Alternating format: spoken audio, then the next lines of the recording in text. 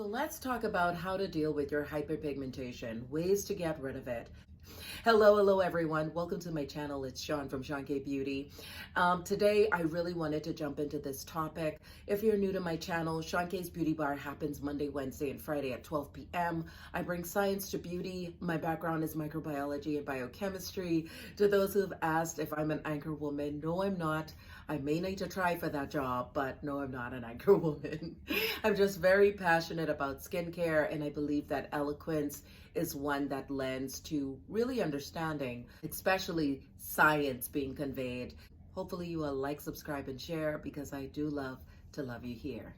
All right, friends, so forgive the noise outside. So let's talk about hyperpigmentation that is acne related. This happens after a blemish heals. It is harmless, yet it can be frustrating.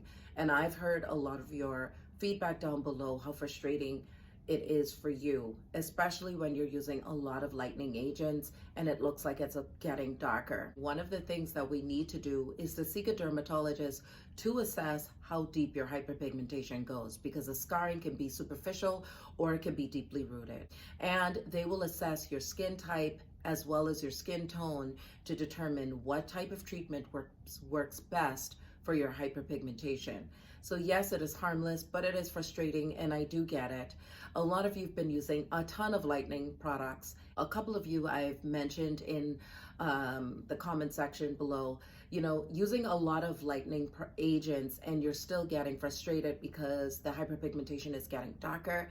It is due to the fact that your overall skin tone is getting lighter because you're using those products over the entire face. So as you're lightening your skin, you're going to see that hyperpigmentation appear more darker. So the key is to spot treat those hyperpigmented areas, because that is the part of interest that you want to lighten up, unless you're trying to even out skin tone. But my thing is, get rid of the hyperpigmentation first by spot treating, and then go into evening out the skin tone, or you're going to find yourself more frustrated that you're seeing the overall skin getting lighter and that hyperpigmentation getting darker. Here's the thing, there's a threshold for how much niacinamide we need to use, retinol, AHAs, BHAs. That is allotted for an individual a day. You don't want to go ham trying to get rid of a skincare concern without having knowledge of that, okay? So that's the first thing. So one of the ways that you can lighten your hyperpigmentation is with using vitamin C, notably known as L-ascorbic acid. We see that a lot in our skincare products.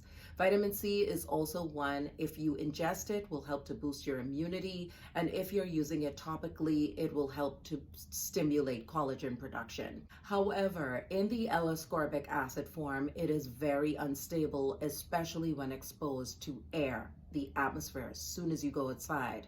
And the risk with using vitamin C in the daytime is the fact that it will darken your hyperpigmentation. Now, vitamin C can be used on all skin types. It is really great and stabilized when you use it along with ferulic acid. And that was another question that I got too in the comment section. Can I use ferulic acid and vitamin C together? Great combination. Ferulic acid helps vitamin C to stay more stable, okay? And not vaporize, lose its efficacy, or compromise the integrity of its lightening potential. But as you all know, my always advice is to patch test. I want everybody to get into patch testing.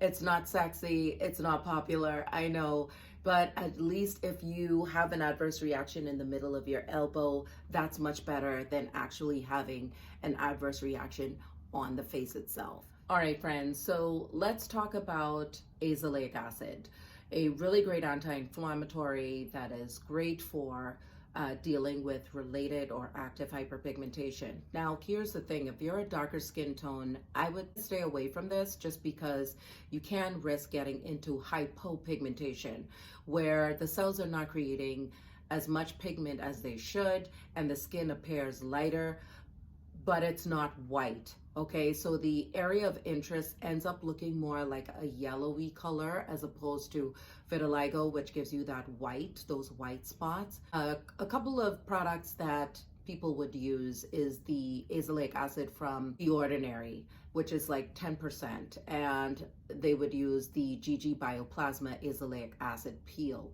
which actually exfoliates and brings about that cell turnover, which exfoliation is really good for, lightening up hyperpigmentation as well. But again, if you're a darker skin tone, I would stay away from this. There's a lot of lightening agents out here where you don't have to go this route. This is great also for any raised brown spots that you're trying to lighten up as well. All right, friends, so let's talk about Mandelic Acid. It can deal with treating inflammatory acne. It is one that is derived from almonds. What's great about Mandelic Acid is it's not as aggressive as your glycolic acid, even though it's in the AHA family. Mandelic Acid is one that a lot of women would use with their anti-aging products because they're looking to get rid of, the wrinkles or diminish the appearance of wrinkles, and also trying to even out the skin tone. It is a really great acid. And again, not as aggressive as your glycolic acid.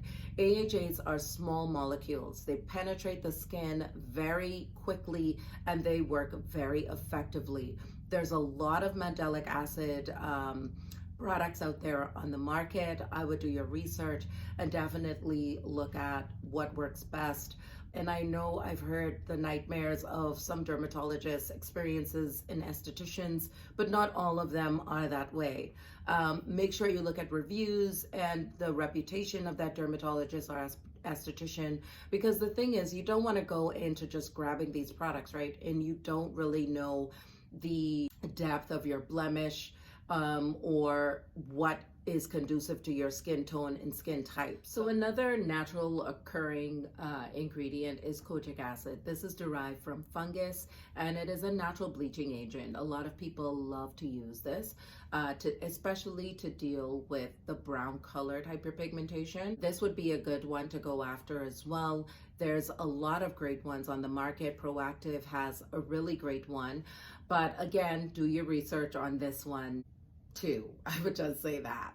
The next agent is niacinamide. We talk about niacinamide almost on every single skincare video, and that's because it actually works. Niacinamide is one that you find in a lot of Good Molecules products. I'm an affiliate with Good Molecules, and their discoloration serum, their toners, all of that are really great products that a lot of people swear by. Niacinamide is an agent that is really great for evening out the skin tone. However, not everyone can use niacinamide. I've worked with a number of you all, and when we went through your entire skincare routine and you were having those adverse reactions, the culprit was niacinamide. So this is not one that's going to work for everybody. And that is, again, why I'm driving home why it's important to go to a dermatologist or an esthetician. Niacinamide is one that is derived from niacin, which is really vitamin B3. It is also one that is used in anti-aging products to help diminish the appearance of wrinkles. What is great about this product also is that it boosts collagen and it helps with water retention. So a lot of key benefits with this, and that's why it's used a lot in skincare products because of its multiple purposes that it can do. It can retain water, keep that moisture in, it can boost your collagen, it diminishes the appearance of wrinkles, it deals with the hyperpigmentation, and it also helps to even out the skin tone. Let's talk about chemical peels for a second. We hear about this a ton. Over-the-counter chemical peels, like your AHAs, your BHAs, salicylic acid, glycolic acid. Those are the two acids we hear about a lot. Salicylic acid is a BHA, glycolic acid an AHA. Salicylic acid is a little bit bigger in molecular structure than your AHA, your glycolic acid. So it's not penetrating as quickly, but it's still effective. Now, if you're going to go and use an over-the-counter, please know that that's only removing the epidermis, the outer layer. When you go to a professional, they will give you a chemical peel that will actually exfoliate or peel off the dermis layer, which is the middle layer of the skin. Again, it depends on how deep your pigmentation is. This gives you a smoother, more evened out skin tone. I definitely say if you're a darker skin tone, you want to seek a professional on this because it can make it worse.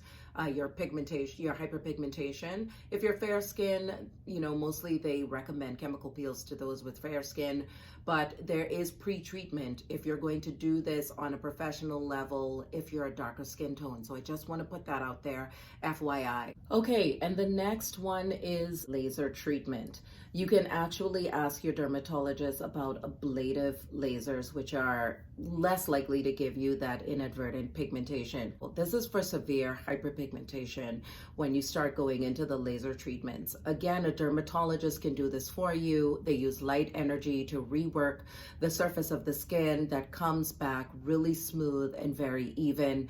However, you cannot buy this. This is not one that is over the counter or what they call OTC.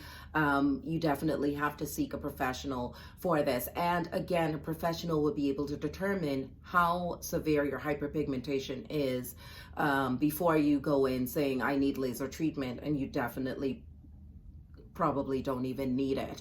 And some of the side effects of doing a laser treatment can be that you end up with even darker hyperpigmentation and spots. So the key is definitely, I know everybody's saying it with me, seeking a dermatologist.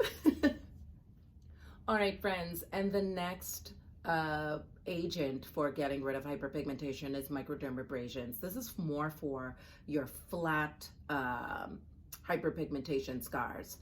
So very superficial, really removing the epidermis, the outer layer of the skin. The ones that are over the counter are a lot more milder than that you get in office. They're not as potent, and you may have to use this weekly to really see some sort of, you know, turnover or results of lightening up your hyperpigmentation. The one that I use was from Mary Kay. It was really great. There was and they still do it. And now you can even purchase the microdermabrasion kit from Mary Kay directly. You don't have to go through a representative. And I found that worked beautifully. I remember my friend saying, your skin looks like porcelain. And I really did love that microdermabrasion. Now this is much milder than your dermabrasion. These are more crystal-like or diamond-tipped. And again, just dealing with the epidermis, the removal of the epidermis, and it's for flat hyperpigmentation, right? Superficial scarring.